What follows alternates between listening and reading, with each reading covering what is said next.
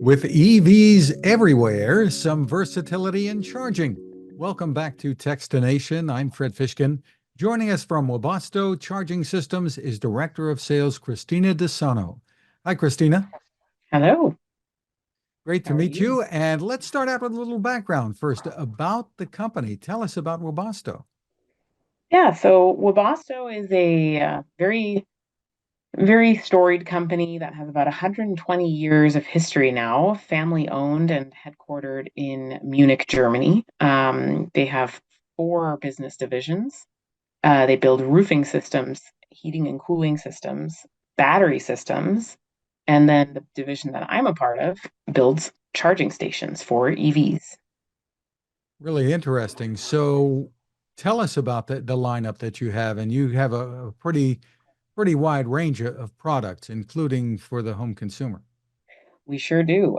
We are a B2B and also B2C facing company. We have residential charging devices for on-road vehicles. We also have a very wide-ranging industrial product line. So everything that needs a charge on the airport tarmac, we build the chargers for that. And everything that is electrically operated and needs a charge in distribution and warehouse centers, we build the chargers for that as well. So our product portfolio ranges from your regular homeowner all the way to a airport or distribution center. Well, let's focus on the consumers now. So what should EV owners and potential EV owners know before they invest in a charging system for their home or maybe to Mhm. take with them? Yes, so some key buying factors are definitely safety, is the number one priority in my eyes as a representative of a company that builds such products. It is electrically operated. It is creating heat every time you are charging a vehicle. And therefore, it's very important that you're buying a piece of hardware from a notable company that is UL certified, that is operating under all highest safety norms so that there is no chance for an overheating or thermal event, as we call that. Another factor that I think most customers really care about is charging speed. So normal consumers, they have an overnight period to charge their vehicle. You don't need a massive charger for that. A 32 amp unit is plenty for the average homeowner and the average EV driver. But still, you don't want to undersize your charger. So it's important to look on, what is the capacity of the vehicle and what is the capacity of the charger. And then Uh, lastly, price is of course important, right? At the end of the day, the charging experience should be painless. You don't really want to think about it too much. You just want to plug it in and know that it works. And so those three things are really quite important to the average homeowner and residential consumer. And the products are for both EVs and plug-in hybrids. They sure are for plug-in hybrids and for EVs.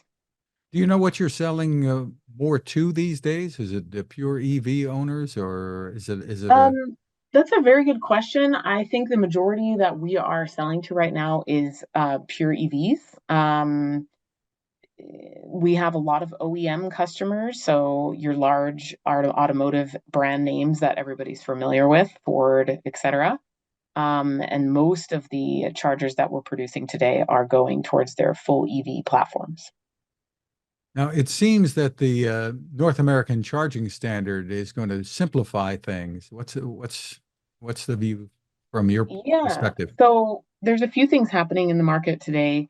The coupler that Tesla uses, which is a large player in the market, obviously, they had always had their own proprietary coupler, and that they open that up now to all vehicles. And on the flip side, the competition of Tesla that used a different type of coupler, the J1772, they are now having to create a Tesla adapter so that there's kind of a universal experience and anybody can charge at any station, regardless of what car they're driving. So that's one thing that's happening. And then down the road, there's a regulatory and technological function coming into play called ISO 15118.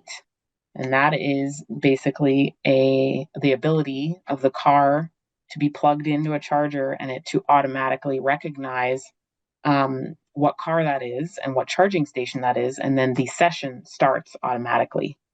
This is something that is coming in California this year already, but is not statewide yet. So that's kind of in the next year or two that you'll start to see that chargers will have that functionality.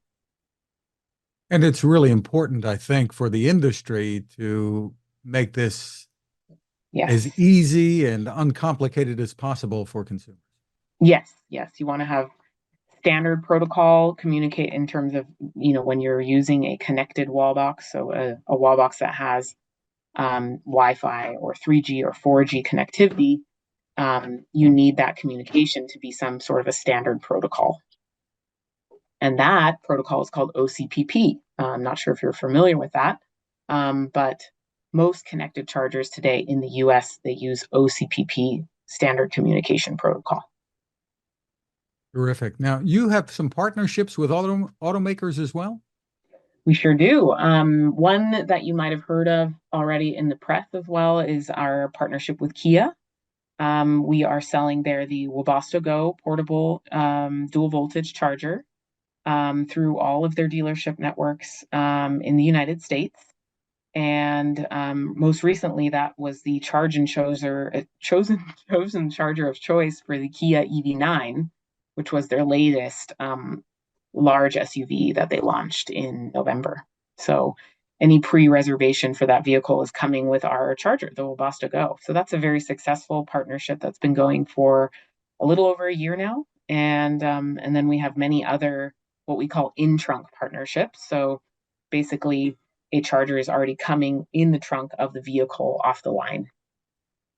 Terrific. So tell us more about the Webasto Go and the features. Yeah, so the Webasto Go is a really fun little product. It's basically a portable charging station. Most charging stations that you'll see in a residential home today are going up to 32 amps, and this charger can do that as well. And the beauty of it is that you can put it in a laptop-sized bag and take it with you on a trip. It comes with two plugs: the 110-volt outlet plug, your standard, electricity plug for any kind of device, a lamp, a laptop charger, etc. With the 110-volt plug, you will get a slower, what we call trickle charge, that will take 10 to 12 hours to get a full charge. And then the other plug is the 220-volt outlet plug, and that is your typical plug for a dryer outlet, for example. And that will give you a full charge within 6 to 8 hours overnight, while you're sleeping. So it really meets all the same expectations of a consumer when they buy a fixed charging station, something that you can't take off the wall, but has the flexibility and the portability that some people might really appreciate when they're on the go or going on trips. And you've included a 20-foot cord with this as well, right? We sure have, yeah. It comes with the 20-foot cord. It comes with a carry case. Um, it comes with a wall mounting bracket so that if you do decide, I want this portable unit, I'm not going to be taking it with me very often, so I do want to have a nice, secure installation in my garage. You can use that wall mounting bracket and keep it there permanently on the wall. That all comes with the product. The consumer facing price is $549. So that's what a consumer will see at the dealership. And it can also be custom branded. So if a Kia or a Mercedes or a Ford would like to have their own brand on it, that's no problem. We can do that as well. Terrific. So where can people get more information or where can they find it to buy?